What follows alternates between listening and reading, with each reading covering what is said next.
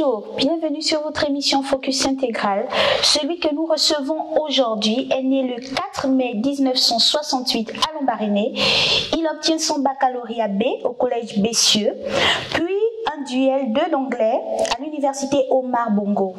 Il est détenteur d'un MBA exécutif à HECI, 5e promotion, animateur, producteur audiovisuel à Télé Africa et Africa numéro 1 durant plusieurs décennies, MC événementiel et institutionnel.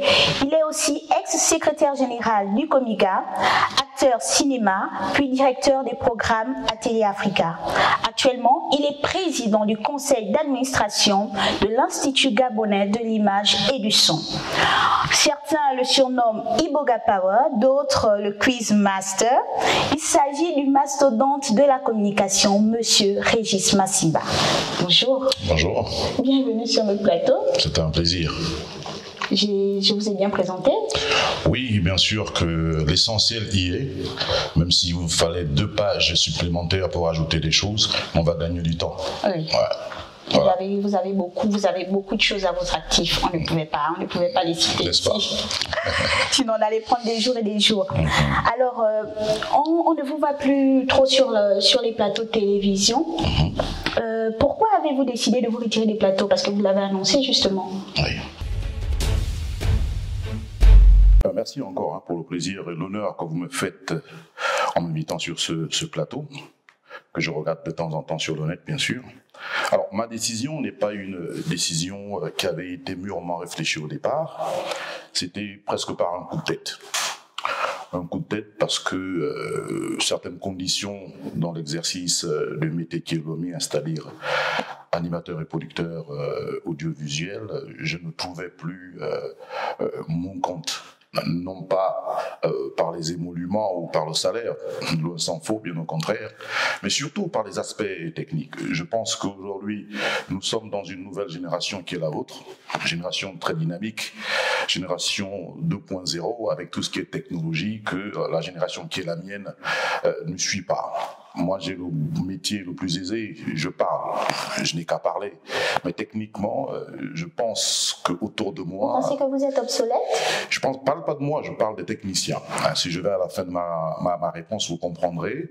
C'est-à-dire que les éléments techniques qui font en sorte que je fasse bien mon travail n'existaient plus. Alors je me suis dit plutôt que de continuer à forcer les choses dans un contexte et un cadre technique qui ne s'y est plus, il vaut mieux peut-être m'arrêter pour que ceux qui ont la passion de faire ce travail continuent de le faire. Vous savez, je suis heureux de voir qu'il y a des jeunes qui sont là, qui travaillent, qui ont des appareils que je ne connais pas, parce que moi je suis habitué à la Betacam qui pèse 50 kilos, une grosse lampe tenue par quelqu'un. Là, tout est miniaturisé, tout est technique. Je suis un peu has-been sur la question.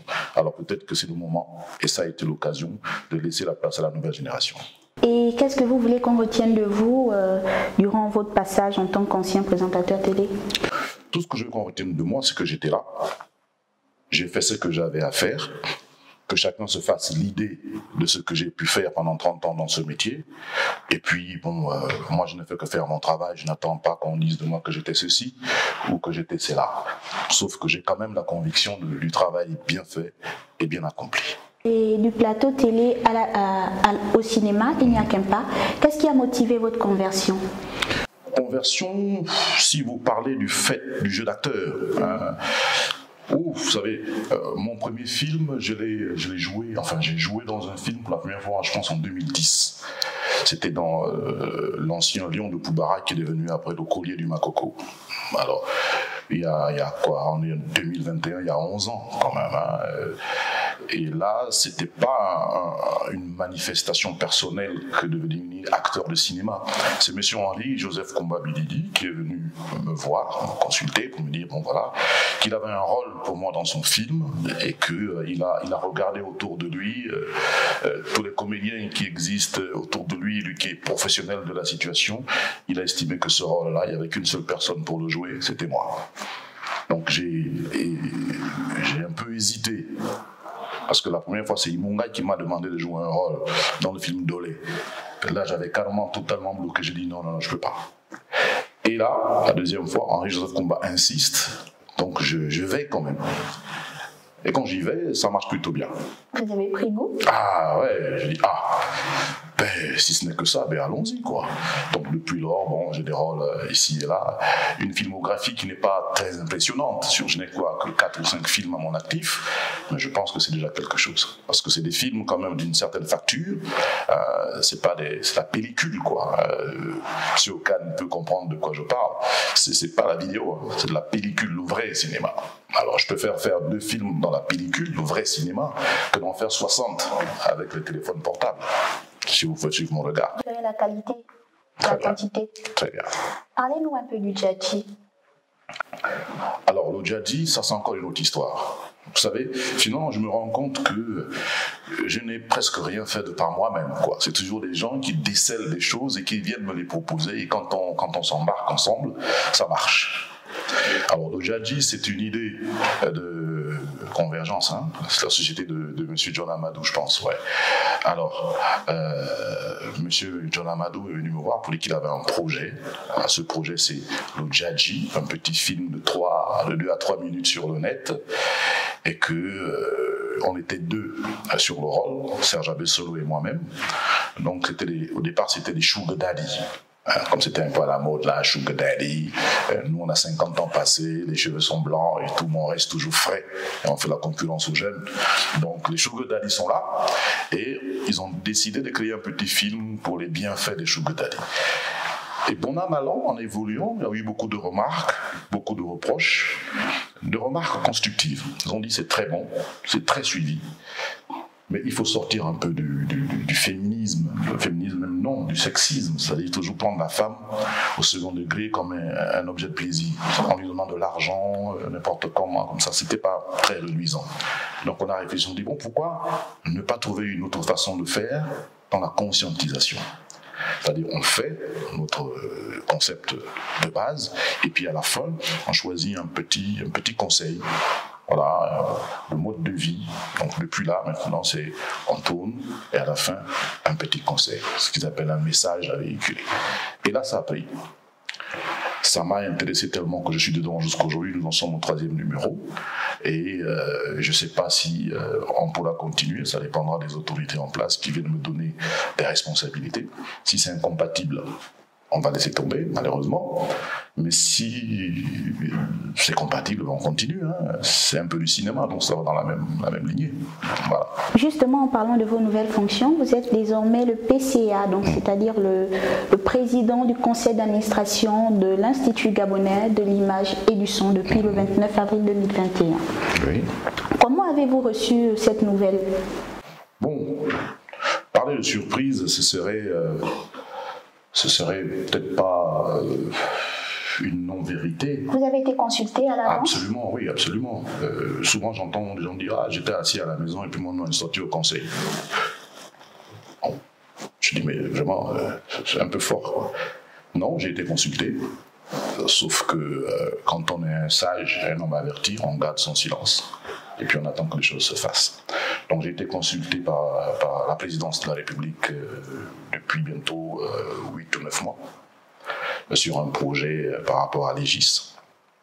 Parce qu'on estime que l'Aegis, pour ce qu'il représente, ne donne pas satisfaction. Donc il fallait peut-être du 109 pour essayer de booster cet institut pour que l'image et le son gabonais retrouvent des couleurs. Et c'est la mission qui m'a été confiée par le chef de l'État. Maintenant, j'entends simplement d'être installé dans mes nouvelles fonctions et puis commencer à travailler. Donc, une surprise au départ, oui, parce que quand on m'appelle pour ça, c'est une surprise. Hein. Vous êtes assis chez vous et puis on vous demande de venir et on vous le dit. Vous allez réfléchir et tout. Et puis bon, mais quand tout a été bien ficelé, le décret a été pris et je suis là. Et comment envisagez-vous cette nouvelle opportunité de démontrer vos capacités? Vous savez, on dit on ne juge le maçon qu'au pied du mur. Mais il va falloir lui laisser le temps de rassembler les briques. Vous pouvez être le plus grand maçon au monde. S'il n'y a pas le ciment, il n'y a pas le sable, le gravier, la ferraille et tout, vous ne pouvez rien construire. Alors, s'il y en a qui ont capté mon message, ils peuvent comprendre ce que je veux dire. Moi, je suis un passionné. Vous savez, je viens du privé. Tous les Gabonais connaissent à peu près ma carrière. Ils savent d'où je viens. J'ai toujours été indépendant. Et toute ma carrière, je l'ai passée à la radio, à la télévision, avec les moyens et les efforts qui sont les miens. Et donc, j'entends justement apporter cette énergie-là. Et là, c'est pour le bien de la République gabonaise, dans le cadre des fonctions et des prérogatives du PCA de l'Égis. Je vais m'investir à fond, vraiment à fond. Je peux même vous garantir que si rien ne se passe à l'Égis, ce ne sera pas de ma faute.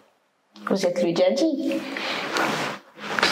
Peut-être que ça pourrait s'appliquer là-bas, mais il y a des responsables avec moi et je pense que nous sommes animés du même esprit pour que les choses bougent. Ça veut dire que de belles choses arrivent pour le cinéma gabonais?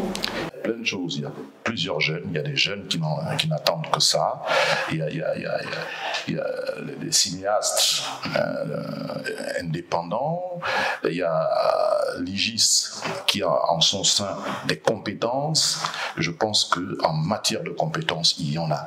Les idées, il y en a. Et je sais que sur la table des responsables de l'Égis, les dossiers sont posés. Donc ce qu'il faut maintenant, c'est aller les nettoyer et se mettre au travail. Et quelle est votre vision pour le cinéma gabonais, pour le son? Voilà. Vos objectifs? Objectif, bon, j'ai pas envie de trahir un secret parce que je ne suis même pas encore installé au moment où je tourne cette émission avec vous. J'ai pas envie d'aller plus vite que la musique. Au moment opportun, vous saurez exactement ce que j'envisage proposer pour que les Gabonais découvrent ce que l'Égis apporte comme nouveau son. Mais je peux vous dire et vous garantir que nous allons travailler, que nous allons mettre à contribution tout le monde. L'Égis, vous savez, c'est l'Institut gabonais de l'image et du son. On parle bien d'image et de son. On ne parle pas que d'image. Et même à l'intérieur de l'image, il n'y a pas que le cinéma. Vous savez, même des petites séries comme le Djadji, l'Égis aurait pu le faire. Ça ne coûte pas grand-chose et ça a un impact important. L'Égis aurait pu le faire. Vous savez, on a plein de photographes qui sont des artistes, alors invétérés. On peut, je vous cite ça comme ça, on peut ouvrir, je ne sais pas, une sorte de la maison du photographe, par exemple, la maison de l'image, chapeautée, inspirée par l'Égis. Ça veut dire qu'il y a un endroit au Gabon, à Libreville, où on peut dire, bon, ici, quelle que soit l'image du Gabon que vous recherchez, vous savez où la trouver. C'est à l'Égis. Vous voulez une image d'Ibunji? Ben à l'Égis, vous la trouverez. Vous voulez une image de la Lopé? Vous la trouverez à Ibunji. Les canyons, les ceci et cela, vous allez à l'Égis, vous trouvez ces images-là. Parce que pour des producteurs comme vous, si vous voulez faire un travail sur un site, sur un endroit, et que vous n'avez pas le temps d'aller sur place chercher des images de ces endroits-là, vous êtes à même de venir à l'Égis et dire, écoutez, nous, on a une idée sur les canyons ou encore, je ne sais pas, les chutes de Poubara. Plutôt que d'aller à Poubara parce que ça coûte trop d'argent, eh bien, ces images sont disponibles à l'Égis. Et en contrepartie, ben, comme tout le monde, hein, vous payez quelque chose et vous avez à disposition ces images-là pour votre film.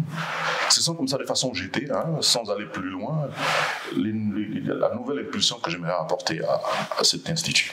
Par ailleurs, vous êtes un éminent membre du Parti démocratique gabonais, dont vous êtes membre du Conseil national de l'Ofoué-Onoy et fervent défenseur de la politique du chef de l'État Ali Bongo Ondimba. Comment se porte le Parti démocratique gabonais dans l'Ofoué-Onoy? Très bien. Vous savez, quand quelque chose ne va pas bien, en général, on en parle. Quand il n'y a pas de bruit, ça veut dire que tout va bien. Nous, les anglicisants, on dit no news, good news. Good news. Voilà, donc nous, ça se passe bien. À Ibunji, le Parti démocratique gabonais se porte très bien. Nous avons un petit problème, non pas dans le cadre précis du parti, parce qu'il ne faut pas incomber au parti le développement de certaines contrées. À Ibunji, c'est un secret pour personne, on a un problème de route. Les activités chez nous ne peuvent se faire que pendant la saison sèche, parce qu'en saison de pluie, vraiment, la route n'est pas du tout praticable. Voilà, mais ça, le parti exhorte encore comme tous les jours, hein, les pouvoirs publics, pour qu'on mette quand même un petit coup d'œil de ce côté-là, quoi, quand on a une route pas forcément bitumée, mais au moins praticable en toute saison, pour que non seulement les activités politiques se fassent bien, mais aussi pour que la contrée se développe. Vous voyez, alors moi j'ai mon oncle qui travaille à Bunji et qui est parfois obligé d'attendre 9 mois pour répondre son salaire, parce qu'il ne peut pas bouger. Voilà. Donc, à part ça, ça va. Vous avez été candidat au local en 2018, puis par la suite retiré de la liste. Qu'est-ce qui s'est passé? Alors ça, c'est une question difficile parce que j'aime pas souvent répondre à cette question-là parce que ce sont des affaires internes au parti. Alors, je me suis renseigné et la raison était une raison, on va même parler de maladresse. C'était une maladresse. Alors, moi, j'ai été militant de base au Parti démocratique gabonais pendant des années, et c'est seulement là que j'ai eu des responsabilités. Alors, en tant que militant de base, comme la plupart des militants de base, on ne regarde pas trop les règlements intérieurs, on ne regarde pas trop les textes, on se contente de bon. Le président a dit qu'il faut faire ceci, allez, on est ses soldats. On doit militer, on doit aller mobiliser et tout, mais puis arrive un jour où on vous dit, vous êtes candidat, parce que c'est le patron qui investit. Vous êtes candidat. Oui, tu es content, tu vas être. Mais j'ai oublié qu'en fait, j'étais inscrit à Akanda. Oh là là. Et que j'étais candidat à Yunji. On s'en est aperçu trop tard. Et comme le parti respecte quand même le règlement de la République, on a dû surseoir à cette candidature et je me suis fait remplacer par quelqu'un d'autre. Voilà, c'est ça c'est la vérité, c'est celle-là.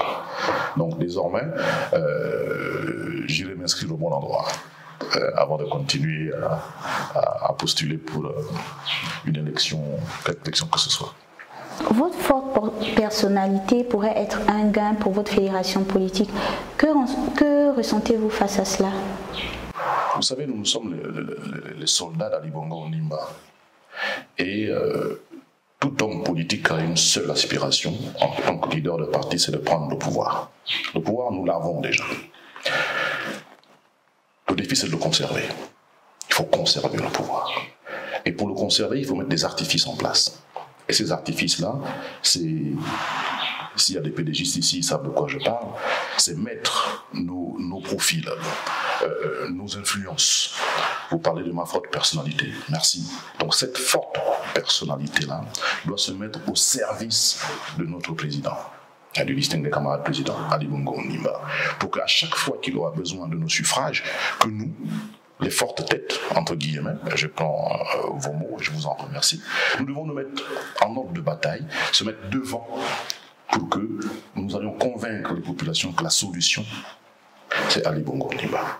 C'est notre leader, c'est notre candidat naturel. Donc il faut que nous soyons tous très forts pour que ce soit facile pour nous de conserver le pouvoir que nous avons déjà. Si on lâche du lest, si on ne se mobilise pas, si on ne met pas ce que nous représentons au service du parti et de notre candidat, eh bien malheureusement, nos frères qui sont en face peuvent nous battre.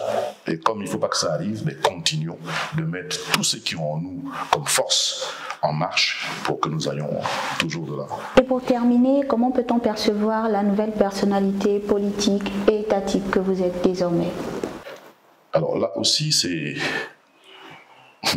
selon certains de mes détracteurs, est-ce que Régis peut partir du Quizmaster, de Iboga Power, du grand homme des médias, du show business, de Strass et Payette, pour arborer le costume du responsable? C'est une question qui me fait rire. Vous savez, Ronald Reagan était acteur de cinéma. Il est devenu le président des États-Unis d'Amérique. C'est pas un secret, Ali Bongo est un auteur-compositeur de musique. Il est chef de l'État. Sans avoir la même prétention que de devenir chef de l'État, je crois que quand on est un homme intelligent, on sait ce qu'il y a à faire pour passer d'un statut à un autre. Si j'ai décidé d'arrêter de faire de la télévision et faire de la radio, l'événementiel et tout, c'est longtemps avant d'avoir ces responsabilités. C'est certain que les grandes instances du pays se sont rendues compte que bon, là, Régis, il veut passer à autre chose. Et c'est peut-être pour ça que j'ai eu cette promotion. Peut-être que si j'avais arrêté de faire des émissions il y a 20 ans, je serais déjà ministre. Non, je blague. Mais non, je pense que quand on sait ce qu'on a à faire, on se donne les moyens pour le faire.